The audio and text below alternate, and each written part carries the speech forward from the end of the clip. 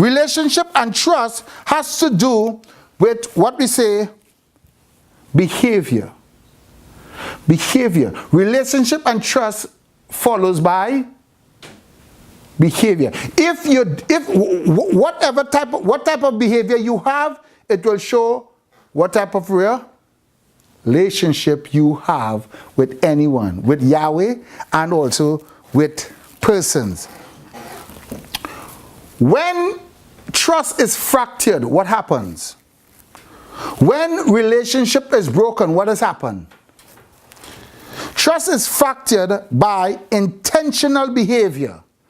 Trust is fractured by intentional behavior that are not beneficial to others. Trust is fractured by intentional behavior that is not beneficial to others. Intentional behavior that is not beneficial. So when you do something, anytime you do something, you're thought about it, and who is it benefiting? Yes, sir.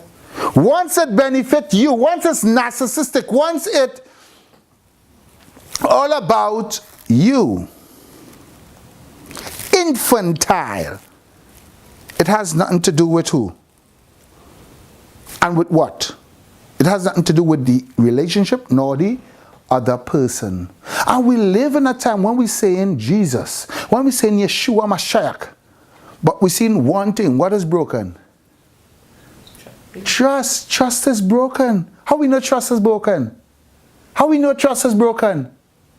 Our behavior. Our behavior. When you come to know Yeshua Mashiach, what happens? There is a burning inside of you. There's a passion to see the lives of other people restored. Even to the point of death. Stephen said, kill me please. No, Stephen didn't say that. Stephen said, I want to live. But you know what? Even if I have to die, Father, lay it not to their charge. Because once he exists, this time, space, and matter, he know he's in. He know he's with the Creator. To die is? To live is Christ. But to die is gain. Now look at something. As I come to a close here. I draw a timeline here. I want to look at this timeline. This is the point of beginning. And this point of beginning is here an Aleph Tav here. This is when Yahweh made all things. And he began this realm that we call existence. You see, beginning, time, space, matter. Time, space, matter. Everything that we consist of and everything the world is consist of, it begins right here. And that's what they call the vacuum, or this void, or this nothing, this void. But a void is not a void. A void have what we call gas and what have you. And this is when he said, Bereshit bara Elohim et. And he created the Aleph Tav, and out of the Aleph Tav came all things that are. Now, this line here is the line of life. This is the line of life, eternity, and that which is infinite. But infinite only as it relates to who? Mankind, because God is not an infinite God. Infinite is used to describe his attribute. Because when you talk about infinite, you talk about what? That which can be added to. And can God be added to? No, God cannot be added to. This is why we don't say God is an infinite God. To say God is an infinite God is going to lessen God to the own subjective claim of a mathematical deduction. God is not infinite. It is a word that is used to describe his very what? Attributes. Because he is. And that which is doesn't what? Add to or take away. It remains constant. So this line here, you see it have 70, it have 120 here. And when we go up, I could put here, let's say, 900. And I could put here 1,000. Right? And this 1,000 here we know is what? The Bible says a day is like a 1,000 years. 1,000 years.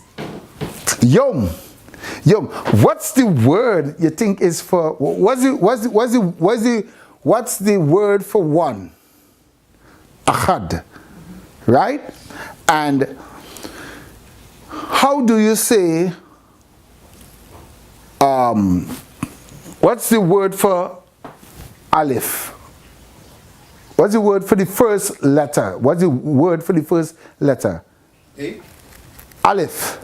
In Hebrew. Yes, it's A in English, but the word for the first letter in the Hebraic alphabet is Aleph. What do you think the word for the first, the number 1,000 is? Aleph. Aluf, that's right. Same word. God is an infinite God. Now, when you do the calculation of how the same word is one, it goes to show you that each letter is constructive of a Aleph. And Aleph added Aleph. Each letter is constructed with an Aleph. To get another, you must have another Aleph. Aleph Bet Gamil, because 1, 2, 3, 4, up to 10, then 20, then 30, then 40, then up to 400, which is the Tav, and then after with the Sophite form, you go up to 900, and then you have 1,000, which is Aluf. Woo! Now that's for a different time, but what I'm trying to say here, when you look at 70, 70 is what? What is ascribed to man now? 70.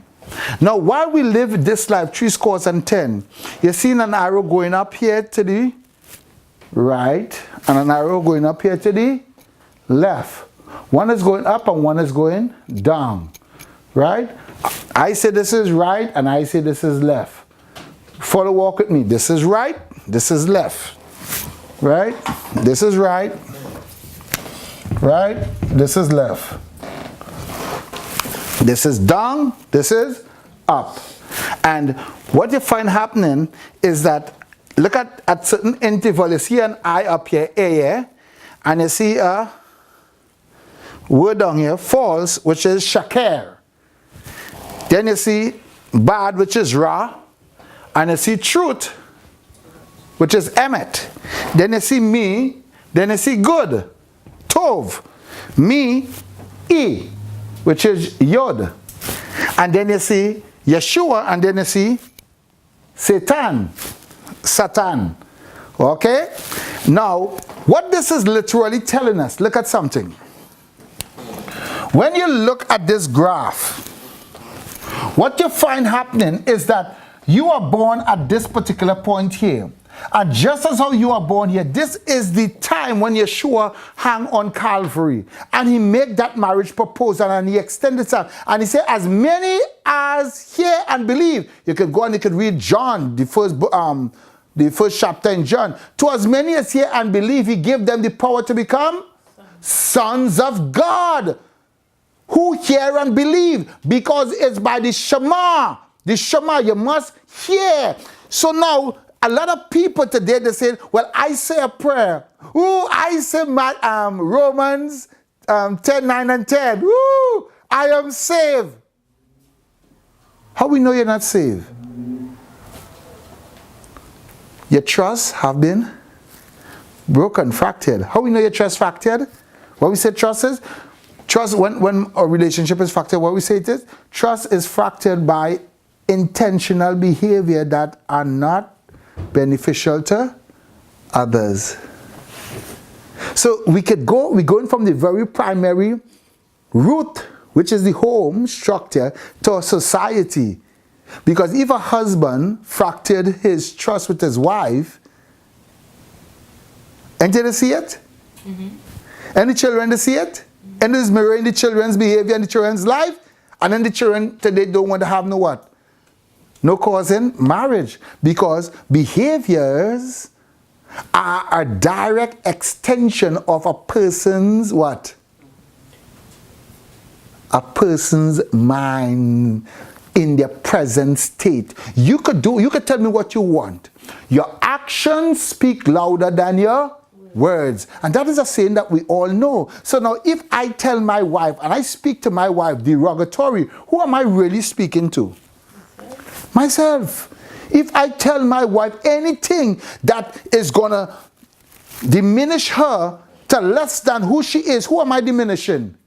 Myself. And it's the same thing if I do with any person, because what is being established on Calvary is that it's telling us that the trust that Yeshua is establishing, as we read in, when you go home, you can read it in Romans chapter 3. Read it. You will see that you said your unrighteousness. What it does?